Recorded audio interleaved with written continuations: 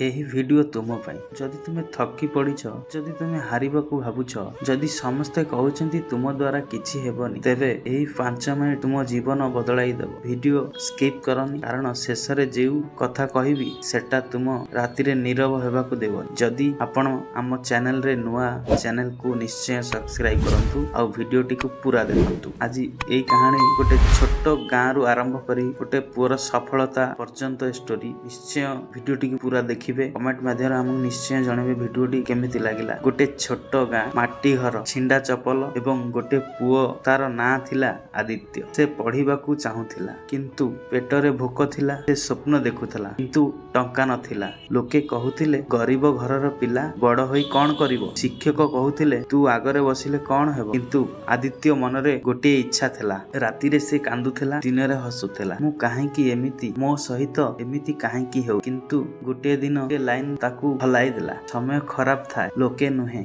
ସେଇ ଦିନଠାରୁ ସେ ଅଭିଯୋଗ କରିବା ବନ୍ଦ କଲା।